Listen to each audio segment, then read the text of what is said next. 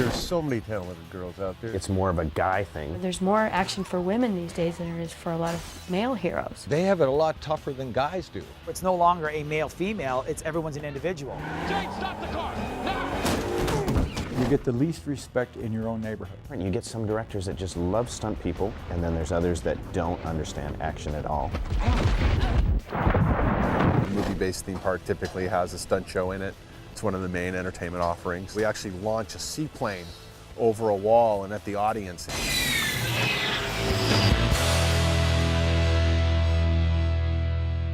It's more of a guy thing, right? So women are automatically pushed away for a while before they're accepted. I mean, are you tough enough? I mean, come on, you're a little girl, you know, if I ask you to do this, you're gonna go away crying. And they have to prove themselves more to show how tough they are than a guy, just because of that factor. It's definitely changed from when I started. You got a role doubling a domestic violence situation where the woman slapped around and pushed down the stairs, or maybe you fall out of a car. And I thought that training gymnastics might be a good idea, but that was sort of like shunned upon because they didn't want they wanted it to look realistic. They didn't want it to look planned and like a gymnast, like a perfect role. It had to look messy. And there weren't any martial arts roles. A martial arts fight might come once every 2 years. There's more action for women these days than there is for a lot of male heroes. The girls are kicking butt, they're flying around on cables, they're driving the cars, they're driving the motorcycles. So it's changed for the better, I think. We have phenomenal female presence in any aspect of any sport there is, where it's no longer a male-female, it's everyone's an individual. And if you're good, if you're great, then you can excel at that sport. It's the same thing with stunt work. In the old days, you'd hire, you know, a small, thin, slight guy, put a wig on him, put the makeup on him, put a dress on him, and throw him off the bridge. When I started, there was maybe 1 or 2 stunt women. In my career, I've had double a lot of women. I've doubled Debbie Reynolds, Cheryl Ladd, Delta Burke. The industry has opened up. In LA, you have the Stunt Women's Association. They have their own group. I think women, they have it a lot tougher than guys do. 9 times out of 10, they want them in mini skirts and high heels, and they gotta perform. They get beat up and tossed around, thrown downstairs. The women, they take their bruises, and they deserve every dollar and every accolade they can get. Women do tend to get the short end of the stick sometimes, because a lot of the women's wardrobes are a pair of high heels and a mini skirt and a bare off the shoulder, you know, dress that they can't wear elbow pads, they can't wear knee pads. And there's, you know, some pretty tough women that, you know, they have to put a skirt on, have to put a dress on and fall down a flight of stairs or get thrown over a table or get pushed aside on a sidewalk. And, you know, guys are wearing a coat, a pair of pants, and they have knee pads or elbow pads, and the women don't. We'll be on set and the wardrobe will dress you. We've got you in pants, and you're like, thank God you're putting me in pants, because I can at least put something, even if I can't go high profile, I can at least put, like, you know, something low profile under there. I worked on a series and they liked this girl to be like a James Bond girl, and so she'd be wearing tank tops and micro minis or heels or, you know, shorts that weren't even quite there. You'd be looking at that and you'd think, you want me to have a martial arts fight in this? And the guys, like, you know, they'll be wearing suits and they'll be doing a stair fall in a suit, and you're like, oh my God, you dog, you're so lucky. I'm going down in a dress now. A coordinator, she had to fall backwards out of a window wearing a little baby doll outfit. Because they have to be dressed that way, I'll have them thrown into somebody else to make the fall look brutal, but yet absorb some of that energy. So then when they hit somebody else, preferably now somebody that does have pads, that can then take that fall, overall, nobody really notices what's happened. But you still want to try and protect them, because they've got to get up and do something else the very next shot. And if they've gashed their leg open, then you can't use that on screen. You've got to now have somebody else, because now you have something bleeding on screen.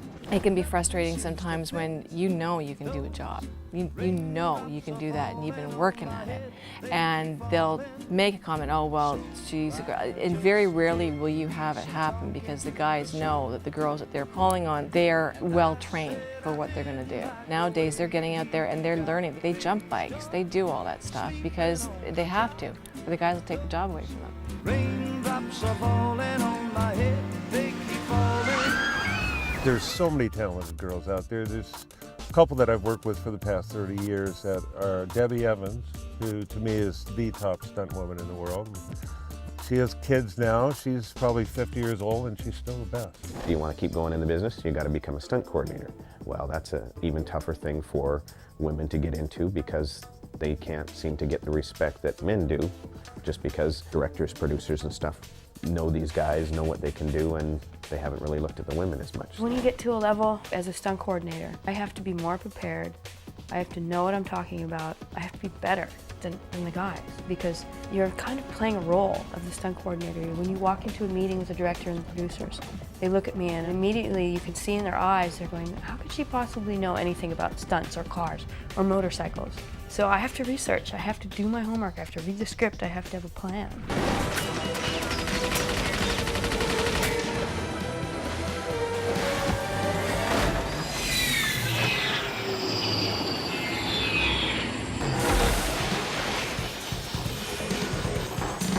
On the rocks, that beautiful girl. Come to me, my child.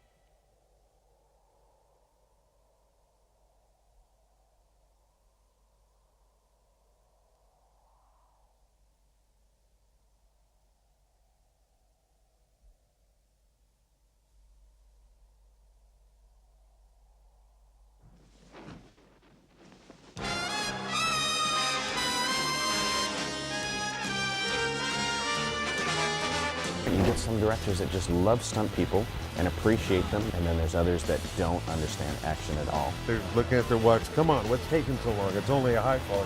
Go, you do it. The film industry in general has shifted so much. I think we're stepping away from the martial arts, Hong Kong wiry type of situation.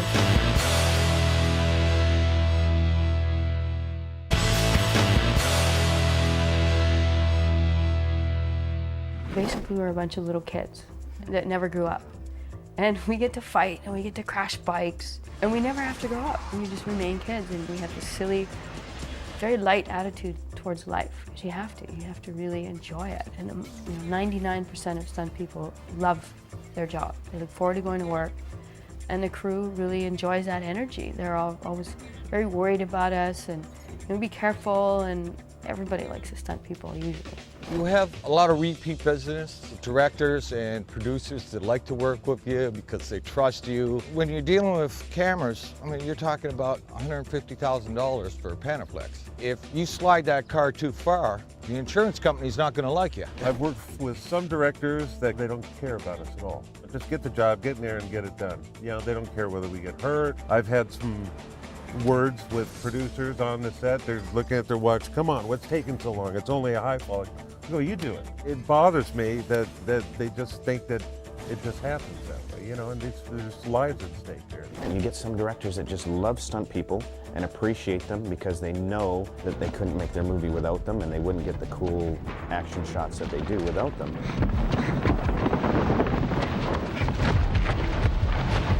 And they're just amazed at what you can pull off. And then there's others that don't understand action at all and don't appreciate that you're risking your life to help them make their movie.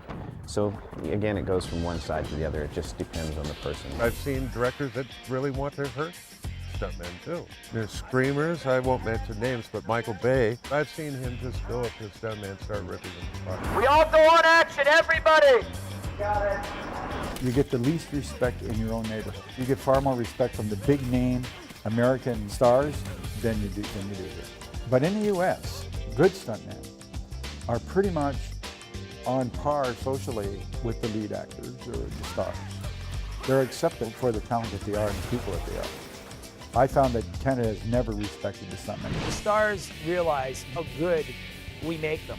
Whether it's us doubling them or whether it's us trying to make the sequences work without doubling them, but still having to work as other stunt performers around them. So when they're throwing punches and they're kicking us and they're throwing us across the room, if we just don't do our job well, we just try and let them do all the work, I don't care Rambo or no, you know, Sly can't pick you up and throw you 20 feet across the room. But put a wire on you and have the guy jumping, then all of a sudden he can throw you 20 feet across the room. The actors just love the stuntman. And when we're on location, it seems like everyone wants to hang out with the stuntman because they're a little off, you know, and that they have more fun, so they want to be around the fun. A lot of the actors have a great respect for it, except for Tom Cruise. I'll mention names. Tom Cruise says he does all his own stunts, but he's had 6 stuntmen. I don't understand why they have to feel that they can't give the people that make them look good credit. We get to go to a place with them that most people don't get to go. We are like a teacher or a mentor, and they treat us with respect. It's kind of a neat thing that we get to do with them. If they're acting like a little kid, I'll speak to them like that because we're there to keep them safe. All I want to do is make them look good. I want to make them look believable, and I don't want them to be hurt. Because if they get a cut or a bruise or a tweaked ankle, then we're done for shooting.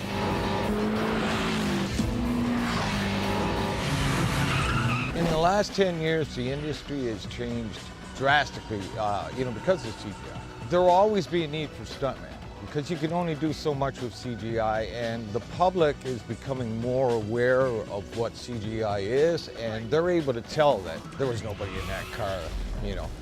That's CGI. And even the air rams that throw us through the air now, you know, they're all dialed in electronically to get precisely the amount of force that you need to do this and do that. Where before we were just going by, you know, just taking whacks to get moved around. Yeah, there's a lot of changes. They didn't have wires back then. You know, you had guys going off a roof into nothing. The film industry in general, I'm thinking more in terms of television, has shifted so much. We've lost so many of our series, and we've gone the road of these reality shows, and that has sucked the life out of our industry. Green screen and computer-generated imagery is so vast compared to what it was 5 years ago or 10 years ago that it changes what we do drastically. We no longer have to do a 350-foot high fall, but we still have to do a 30 or a 50 or a 60-foot high fall, where they can use close-ups. We can put the actors on wires, we can have them fall in front of a green screen, and then they can place them in front of that 300-foot building as they fall. When somebody dives out of a window and they have a camera following an actor all the way down to the ground and he goes for tens and tens of stories, you know, we're doing that in front of a green screen. When I first started out, we had to do everything. Motorcycles, horses, high falls, burns, we did it all. But now the industry has become so specialized. There's so many talented people out there that I think we're stepping away from the martial arts, Hong Kong wiry type of situations. More realistic, emotional type characters that people actually believe. Like the Bourne Identities. Computer graphics has come so far that you go see King Kong or whatever movie it is and it's a cartoon. I'm not sure if the audience really buys it anymore. There might be a disclaimer on a film going, these stunts were performed by actual people and not created in a computer. That's sort of where I'm hoping it's going to go, is back to its roots, back to westerns, back to characters that people care about and not cartoons. We've got a whole bunch of new equipment coming into the industry that is really different from what anybody's seen before. I can't say too much about it because it's pretty new, and some guys that I know are really excited about it. But it's going to change the face of how stunts work again.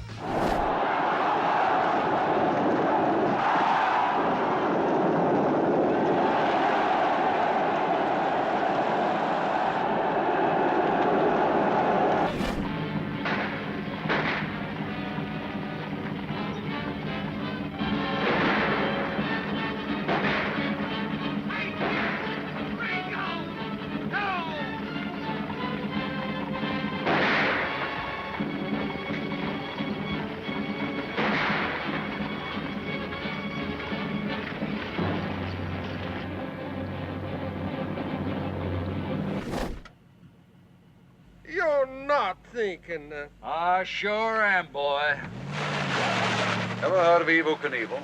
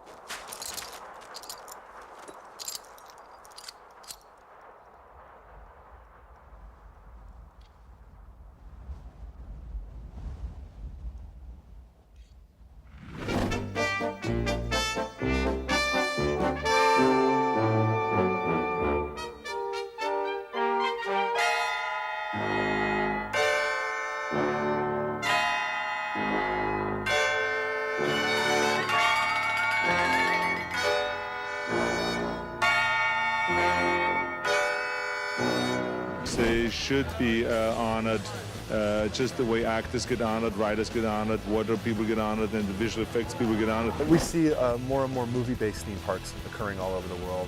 It's one of the main entertainment offerings.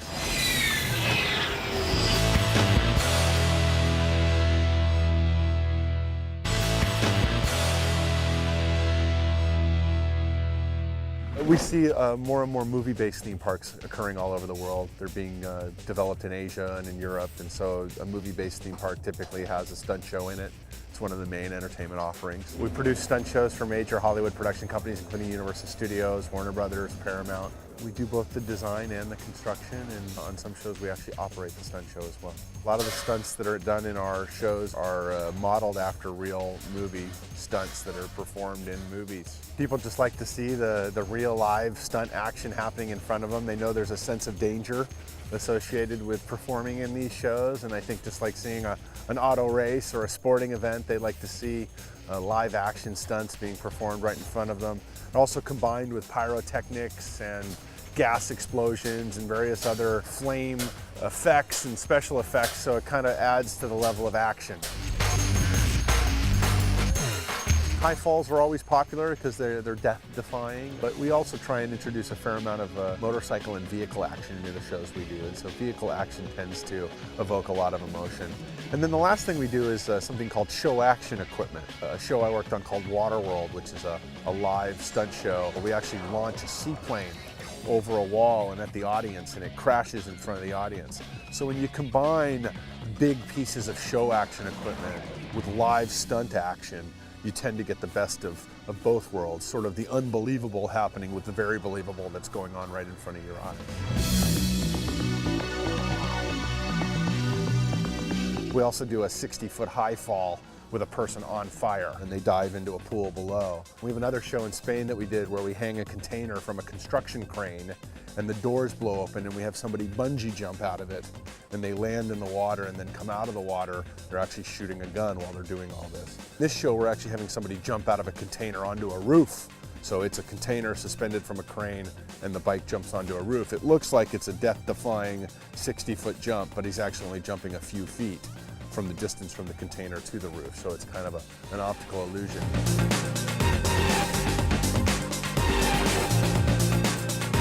You have to have 3 or 4 people deep per roll. So if you have 8 rolls, you need 25 people. And so you have to train all these different people on the show over and over and over again, and then you make your determination as to who the full-time best performers are going to be and who your backups are going to be. Perhaps you even let some people go because they don't make it through the training process. But it's a pretty long and rigorous training process, and it's not just mentally demanding, it's very physically demanding as well.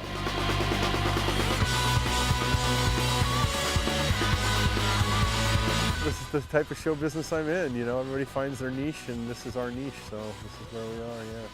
The action, the excitement, I guess. I love the job because every day you go and do something, you're doing something different. I get to drive a car today, excellent. You know, tomorrow I'm jumping off the roof, you know, cool. They're gonna set me on fire the next day. It's not your typical sitting at a desk. Some days it's ghastly, and you know it's just, you're gonna be hurting the next day. You're hoping not, but it comes with, you know, you're gonna fall down, you're gonna get bumped after a while.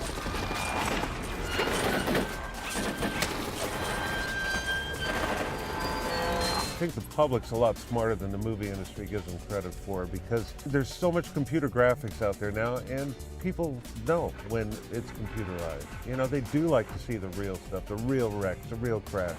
There'll always be a need for a stuntman, especially, you know, for actors too, because if an actor gets hurt, they're shut down, they can't shoot, so they'll need it.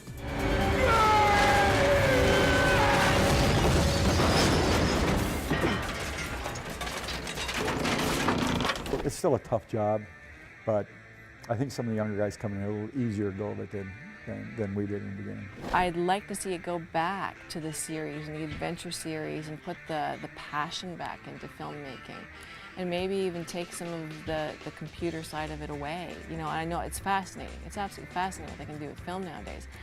But, you know, the old-fashioned way was kind of great too. It's an industry that is at times the most heartbreaking, gut-wrenching industry you can be, but then a second later, it's the most rewarding, fulfilling career you could ever hope to have.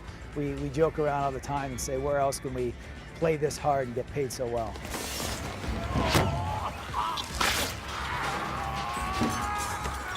It sounds very cliche, but every day could be your last. And it sounds weird to say, but it's true. You know, I've had a lot of friends who've had injuries, deaths, brain injuries, and they're done. They're finished. You truly have to wake up and make every hour count of your day. You have to enjoy it. If you're not enjoying your life, something's wrong.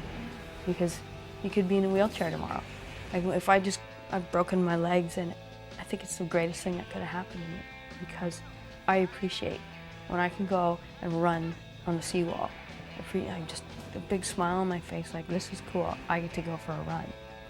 And most people are like, oh, I don't want to run, but you really, I can go snowboarding today. I can ride a motorcycle today. I'm not injured, because you go through periods where you're constantly injured and you're always healing. Something's always tweaked. So you have to appreciate those days when everything's working right. Now look!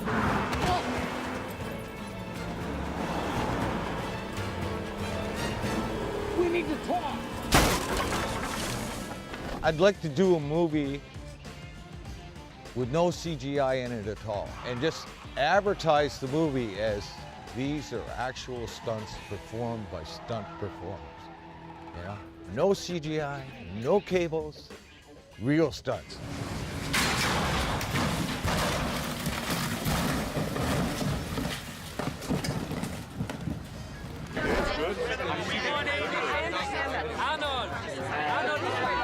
Well, I think it is very important that the stuntmen and women are having an award like this, because they should be honored just the way actors get honored, writers get honored, wardrobe people get honored, and the visual effects people get honored. They don't, you know. So this is the first time that they are being given that honor, you know, to have an award show dedicated to them.